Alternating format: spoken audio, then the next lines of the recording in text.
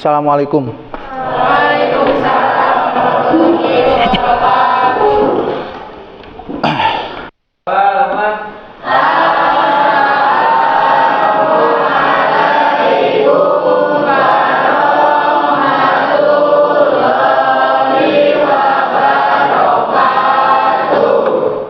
Waalaikumsalam warahmatullahi wabarakatuh.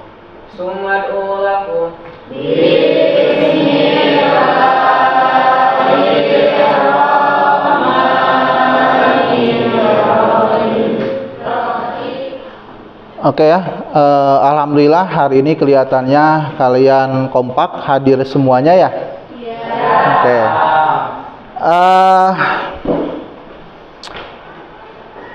Sebelum kita memulai belajar, kalian semuanya udah sarapan terlebih dahulu? Sudah. Oke, bagus. Karena sarapan itu hal yang sangat penting dan akan menentukan semangat kalian belajar pada hari ini. Materi kita hari ini itu tentang strategi belajar, strategi dakwah Rasulullah SAW di Madinah. Sebelum pertemuan ini, pertemuan yang lalu kita belajar tentang strategi dakwah Nabi Muhammad SAW di Mekah. Sebelum kita belajar lebih jauh tentang strategi dakwah Nabi Muhammad di Madinah, saya akan bertanya dulu kepada kalian. Cuman jawabannya silahkan kalian ketik di menti.com. Buka menti.com-nya, ketikkan kodenya 89841360. Di sana ada pertanyaan, silahkan kalian jawab.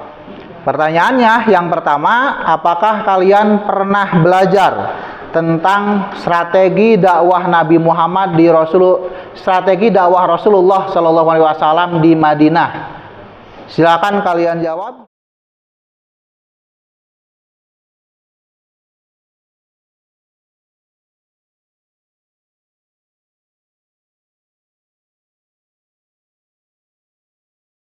Sudah?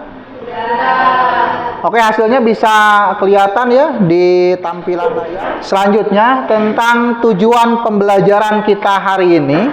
Yang pertama, kalian diharuskan untuk mampu menelaah kebudayaan atau kultur kehidupan masyarakat di Madinah sebelum Nabi Muhammad hijrah. Itu yang pertama. Yang kedua, kalian harus mampu menelaah substansi strategi dakwah Nabi Muhammad di Madinah. Yang ketiga, kalian harus mampu menelaah konten atau substansi piagam Madinah. Nah, poin 1, 2, 3 ini materi yang harus dikuasai oleh kalian yang tadi menjawab tidak pernah belajar tentang strategi dakwah Nabi Muhammad di Madinah sebelumnya. Biasanya yang ketika SATP-nya di SMP itu tidak akan belajar sejarah kebudayaan Islam secara lebih mendetail. Nah, makanya bagi yang belum pernah belajar tentang strategi dakwah Nabi Muhammad di Madinah, kalian hanya diharuskan difokuskan untuk belajar tujuan pembelajaran yang 1, 2, 3. Kalian harus mampu menelaah kehidupan Madinah sebelum Rasul hijrah. Yang kedua, menelaah strategi dakwahnya. Yang ketiga, menelaah substansi piagam Madinah.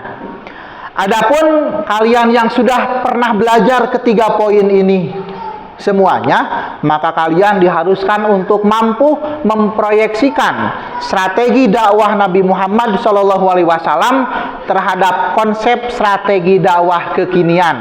Artinya, bagaimana kalian mengkontekstualisasikan, memproyeksikan nilai-nilai strategi dakwah Nabi di Madinah ke dalam strategi dakwah kekinian. Setelah Bapak menganalisis kemampuan awal kalian, karena kalian ada yang pernah belajar tentang materi ini, ada juga yang belum. Untuk selanjutnya, Bapak akan membagi kalian ke dalam beberapa kelompok sesuai dengan gaya belajar kaliannya. Bagi yang memiliki gaya belajar visual, dipersilakan untuk bergabung dengan kelompok 1 dan kelompok 2. Kelompok 3 dan kelompok 4 itu bagi yang memiliki gaya belajar auditori, dan kelompok 5 dan 6 bagi yang memiliki gaya belajar kinestetik. Silakan kalian berkumpul sesuai dengan kelompoknya. Perhatikan ya, kelompok sebelah paling kanan saya ini kelompok 1, kelompok 2, kelompok 3, kelompok 4, kelompok 5, dan 6 di belakang secara beraturan. Oke, selanjutnya sebelumnya saya akan tayangin videonya terlebih dahulu.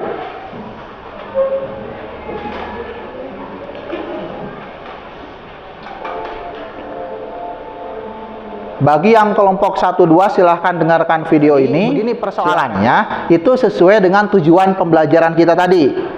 Nah, yang pertama, kalian harus menganalisis apa saja kebudayaan Madinah sebelum Nabi Muhammad hijrah ke Madinah. Poin keempat, ini poin keempat itu adalah bagi kalian yang tadi yang sudah pernah belajar tentang materi ini. Nah, selain daripada tugas yang barusan, kalian harus mampu memproyeksikan nilai-nilai dari strategi dakwah Nabi Muhammad di Madinah ke dalam kehidupan kita hari ini. Nah, sekarang silakan mulai saja diskusinya terlebih dahulu. Silakan. Setelah kalian berdiskusi tentang strategi dakwah Nabi sampai kemudian substansi piagam Madinah, sekarang kalian berdiskusi tentang perencanaan proyek yang akan dilakukan. Proyeknya diberikan waktu 1 minggu. Sekarang kalian harus berdiskusi untuk berupaya menyusun jadwalnya. Dalam 1 minggu ini mau ngapain saja. Proyeknya begini, karena pembelajaran kita tentang strategi dakwah Nabi, dan salah satu yang paling vital dalam strategi dakwah Nabi di Madinah itu adalah pembangunan masjid. Kemudian yang kedua adalah sikap moderatnya Nabi ke kaum-kaum non-muslim. Maka proyeknya itu adalah kalian harus melakukan sebuah penelitian kecil di masjid daerah tempat tinggal kalian. Jadi kalian masuk ke masjid, kalian temui ketua DKM-nya, kemudian mengobrol bagaimana fungsi masjid di daerah tempat kalian. Nah, nanti kemudian kalian hubungkan apakah fungsi masjid di tempat daerah kalian tinggal itu sudah sesuai dengan sebagaimana fungsi masjid yang dibuat dulu pada zaman Nabi, Masjid Nabawi yang mampu mempersatukan umat Madinah, kemudian menjadi pusat aktivitas juga. Nah, nanti kalian itu yang diteliti bagaimana fungsi masjid di daerah kalian. Buat laporan sederhana itu harus selesai pada pertemuan berikutnya gitu. Nah, kemudian khusus bagi yang telah pernah belajar tentang materi strategi dakwah Nabi ini, bukan keharusan tugas proyeknya bukan cuman sampai di sana, tapi harus juga mengemukakan bahwa dakwah yang dilakukan oleh para DKM itu untuk membina umat itu apakah sudah sesuai dengan strategi dakwah Nabi yang dilakukan dulu di Madinah. Nah, kenapa ini penting? Karena begini, Madinah itu dulu plural, tahu plural? Plural itu beraneka ragam. Ada Yahudi, ada non-muslim, ada paganisme, dan sama dengan di Indonesia hari ini. Banyak kan agamanya?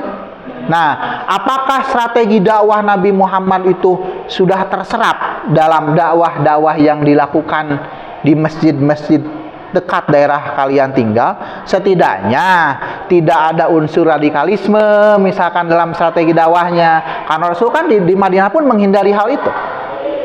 Nah, itu yang harus kalian teliti bagi orang atau kalian yang telah pernah belajar strategi dakwah di Madinah. Jadi ingat, ada 2 proyek. Satu proyek untuk semuanya, yaitu kalian harus meneliti masjid di sekitar daerah tempat kalian tinggal.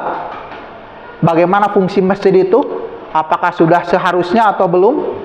Kemudian yang kedua, bagi kalian yang telah pernah belajar sebelumnya di MTS, kalian harus mampu memproyeksikan nilai-nilai strategi dakwah Rasul itu dalam bentuk kalian lihat apakah dakwah di masjidnya sudah sesuai dengan nilai-nilai Islam yang ditunjukkan oleh Rasul ketika dakwah di Madinah atau belum?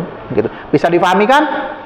Oke, nanti itu silakan sekarang kalian susun dulu jadwalnya, kemudian dilaksanakan atau dilaporkan nanti minggu depan untuk disampaikan secara lisan. Kemudian juga berkasnya tentu dilaporkan. Untuk format laporannya sudah dikirim di Google Form. Nanti kalian isinya di sana seperti biasa. Gitu ya. Kita mau menganalisis masjid yang mana?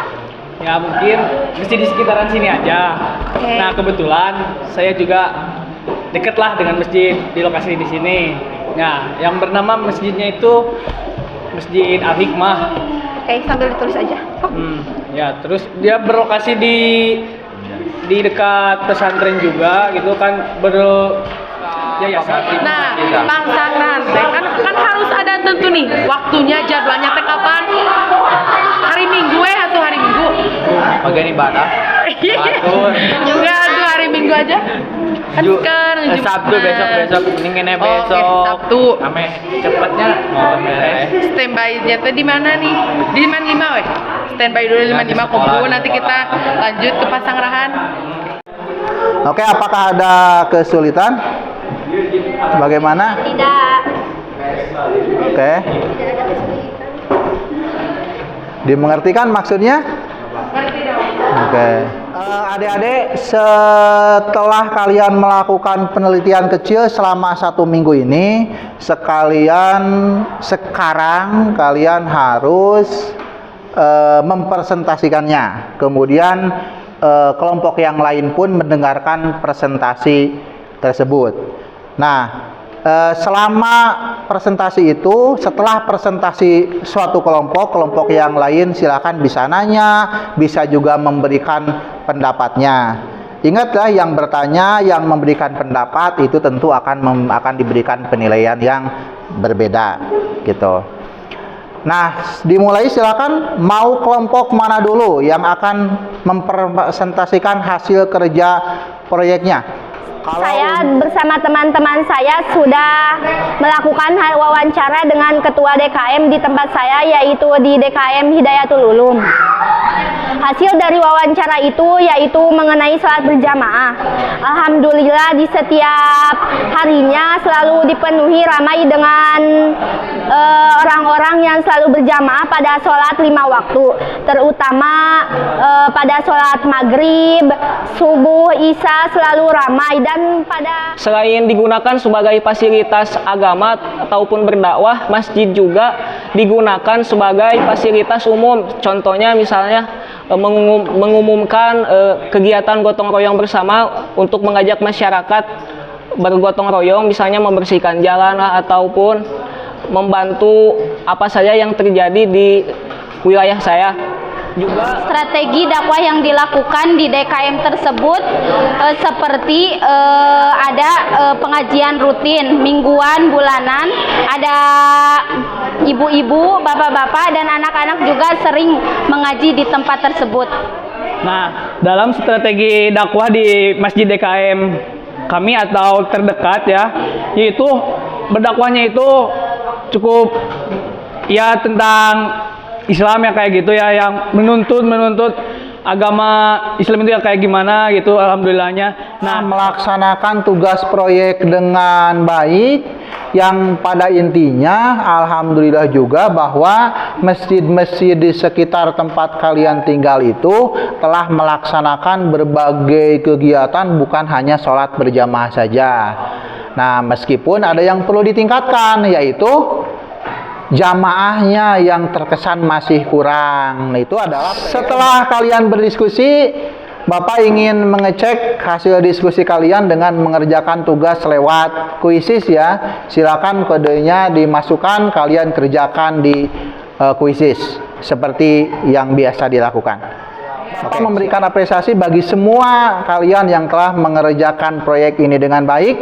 Mudah-mudahan ilmunya dapat bermanfaat. Setelah kita belajar tentang strategi dakwah Nabi di Madinah. Nanti di pertemuan berikutnya kita akan belajar tentang berbagai peristiwa yang terjadi selama Nabi Muhammad dakwah di Madinah. Itu minggu depan. Silahkan kalian persiapkan terlebih dahulu, baca-baca dari sumber manapun dipersilahkan. Nah, mari kita akhiri pertemuan ini dengan pembacaan doa majelis bersama-sama. Subhanakallahumma rabbana wa bihamdik asyhadu alla ilaha illa anta astaghfiruka wa atubu ilaik. Warahmatullahi wabarakatuh.